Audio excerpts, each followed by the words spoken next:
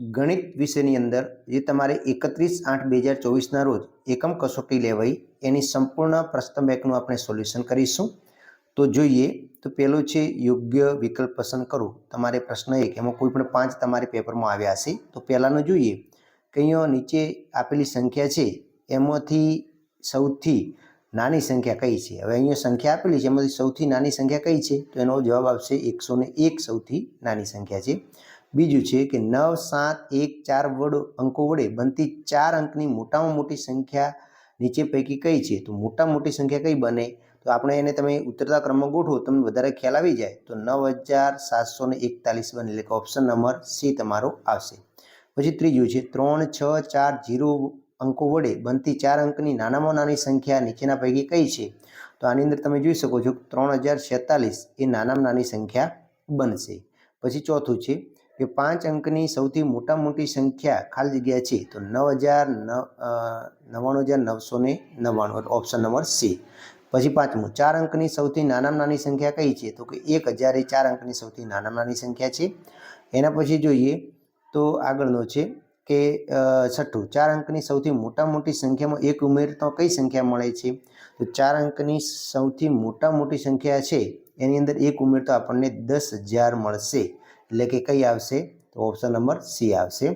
પછી જોઈએ સાતમું કે 5,27,864 ની ભારતીય સંખ્યા બધી મુજબ અલ્પવિરામ મૂકીને લખવું હોય તો કઈ રીતે લખી શકાય, તો ઓપ્શન નંબર એ આવશે. આવી રીતે આપણે લખી શકાય.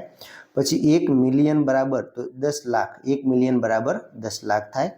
પછી નંબર જોઈએ તો કે 1 લાખ બરાબર 10,000 હોય તો 1 લાખ બરાબર કેટલા હજાર થાય, તો કે 100,000 થાય. કેટલા થાય, 100,000 થાય. પછી જોઈએ આગળ 10 ગુણ્યા જે આ બનેલું છે એટલે કે આને આપણે કરીએ તો શું મળે, તો ઓપ્શન નંબર સી આવશે, 43,904. પછી અહીંયા સંખ્યા છે કે 28,721માં બેની દરેકની સ્થાન કિંમતનો સરવાળો. હવે અહીંયા પહેલાં જો બે અહીંયા છે એટલે કે એક તો તમારે સ્થાન કિંમત જોવા જઈએ તો 20,000 થાય અને બીજી બેની સ્થાન કિંમત એટલે કે 20 થાય, એટલે કે કયો જવાબ આવશે, તો કે 20,020 આવશે. ઓપ્શન નંબર એ તમારો સાચો બનશે. બરાબર. પછી 12મું જોઈએ કેટલા સેન્ટીમીટરથી 1 મીટર બને છે, તો કે 100 સેન્ટીમીટરથી 1 મીટર બને છે. પછી 13મું ચોખા ખરીદવા બજારમાં જઈએ ત્યારે આપણે તેને ખાલી જગ્યા એકમમાં ખરીદીએ છીએ, તો કે કિલોગ્રામમાં, 1 કિલો 2 કિલો આવી રીતે ખરીદીએ છીએ ને. ઓકે. પછી 14મું જોઈએ તો કે 9,05,41,00,000 ને અંકમાં લખીએ તો નીચે પૈકી કયું સાચું બને, તો ઓપ્શન નંબર એ આવશે તમારે, આ સાચું બનશે. પછી 15મું 58,423,202 ને અંકોમાં કઈ રીતે લખી શકાય, તો એને ઓપ્શન નંબર સી આવી રીતે લખી શકાય. બરાબર. એટલે કે 58 જે છે 58 મિલિયન એટલે કે 58 લાખ, પછી 42,000, 58 લાખ, પછી શું આવશે 58 લાખ, પછી 5,84,23,202 આવી રીતે થાય. બરાબર. ચલો એના પછી પ્રશ્ન 2 છે, એનું પણ યોગ્ય આપણને તમારે કોઈ પણ 5 છે. તો પહેલું છે કઈ પ્રાકૃતિક સંખ્યાની પહેલો પ્રાકૃતિક સંખ્યા મળતી નથી, તો 1ની પહેલાં કોઈ પ્રાકૃતિક સંખ્યા મળતી નથી. બીજું પ્રાકૃતિક સંખ્યામાં શૂન્યને સમાવતા કઈ સંખ્યાનો સમૂહ મળે છે, તો પૂર્ણ સંખ્યાનો સમૂહ મળે છે. ત્રીજું નીચેનામાંથી કયું વિધાન સાચું છે, તો કે બી દરેક પ્રાકૃતિક સંખ્યા પૂર્ણ સંખ્યા હોય છે. પછી ચોથું તો સંખ્યા સૌથી નાની પૂર્ણ સંખ્યા કઈ છે, તો કે 0 એ સૌથી નાની પૂર્ણ સંખ્યા છે. પાંચમું નીચેનામાંથી કઈ સંખ્યા પૂર્ણ સંખ્યા છે પરંતુ પ્રાકૃતિક સંખ્યા નથી, તો શૂન્ય આવશે. એના પછી જોઈએ છઠ્ઠું તો કે સરેરાશ સંખ્યા રેખા પર જમણી બાજુની સંખ્યાઓ ડાબી બાજુની સંખ્યાઓ કરતાં કેવી હોય છે, તો કે મોટી હોય છે. પછી સૌથી નાની પ્રાકૃતિક સંખ્યા કઈ છે, તો કે 1 એ સૌથી નાની પ્રાકૃતિક સંખ્યા છે. આઠમું તો કે 10,000ની તરત પહેલોની સંખ્યા કઈ છે, તો કે 9,999 આવશે. પછી 8,999ની તરત પછીની સંખ્યા કઈ છે, તો કે એની અંદર 9,000 આવશે. પછી 99ની તરત આગળ અને તરત પાછળની સંખ્યાનો સરવાળો કરીએ તો કેટલો થાય, તો 198 થશે.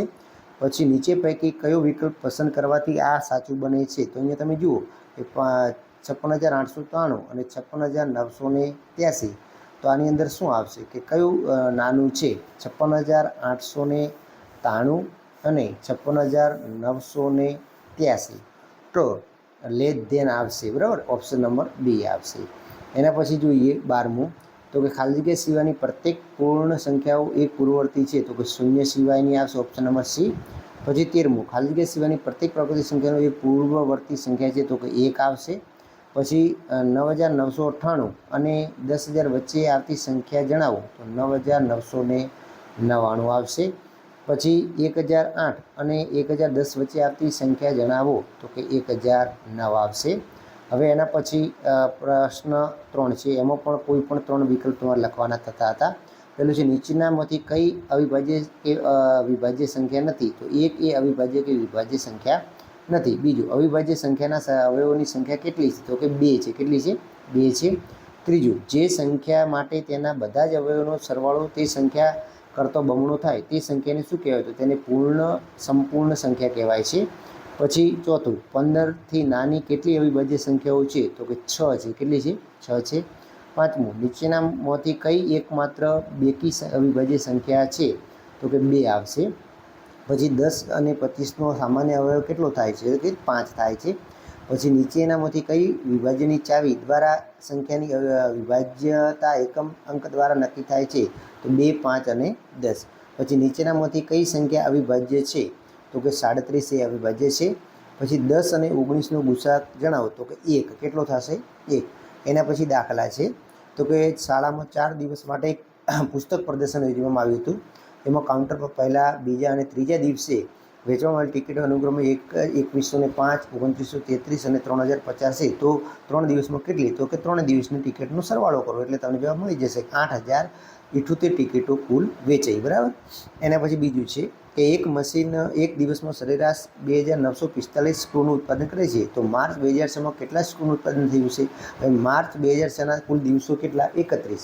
તો એક દિવસનું કેટલું? તો 2945 ગુણ્યા 31 કરો એટલે તમને જવાબ મળી જશે કે આખા માર્ચ મહિનાની અંદર કેટલું થયું છે, તો કે 91,295, બરાબર. પછી ત્રીજું, એક બોક્સમાં દવાઓ ભરેલ છે, દરેક બોક્સનું વજન 4 કિલો અને 500 ગ્રામ છે, તો 800 કિલોની ક્ષમતાવાળા એક વાનમાં કેટલા બોક્સ ભરી શકાય, તો 177.77 બોક્સ ભરી શકાય. એટલે તમારે કહીશું કે ભાઈ અહીંયા વજન કેટલું છે, તો અહીંયા એક બોક્સનું વજન છે 4500 ગ્રામ. હવે 800 કિલોને ગ્રામમાં ફેરવવા હોય તો 800 ગુણ્યા 1000 કરો એટલે કે 80,000 થાય. હવે 80,000 ભાગ્યા તમે 4500 કરશો એટલે તમારો જવાબ આવી જશે, બરાબર. પછી એક શર્ટને બનાવવા માટે 2 મીટર 15 સેન્ટીમીટર કાપડ જોઈએ, તો 40 મીટર કાપડમાંથી કેટલા શર્ટ બનાવી શકાય અને કેટલું કાપડ વધે, તો 18 શર્ટ બનાવી શકાય અને 130 સેન્ટીમીટર કાપડ વધે. પછી એક વેપારી પાસે 80,125 રૂપિયા છે, તેણે 800 રૂપિયાનું એક એવા 50 રેડિયો સેટ ખરીદ્યા. હવે 800 રૂપિયાનું એટલે 800 ગુણ્યા 50 કરો એટલે કેટલો જવાબ આવશે? 40,000 આવશે. હવે 40,000માંથી 80,125માંથી 40,000 બાદ કરો તો જવાબ કેટલો વધશે? 40,125 રૂપિયા પાછળ વધશે. પછી એક પાત્રમાં 5 લીટર 500 મિલી જ્યુસ ભરેલું છે, તેમાંથી 50 મિલીની ક્ષમતાના કેટલા કપ ભરી શકાય, તો 5,500 ભાગ્યા 50 કરશો એટલે 110 કપ ભરી શકાશે, બરાબર. એવી રીતે અહીંયા લસાવાળા દાખલા છે, તો એમાં પહેલામાં આવશે 7 કલાક 15 મિનિટ, બીજાનો જવાબ પણ 7 કલાક 15 મિનિટ આવશે, ત્રીજાનો જવાબ આવશે 720 સેન્ટીમીટર, ચોથામાં આવશે 149, એના પછી પાંચમામાં 420 અને છઠ્ઠામાં 20 પેકેટ આવશે, બરાબર. તો આ રીતે તમે લસાના દ્વારા તમે એકદમ સરળતાથી ગણી શકશો.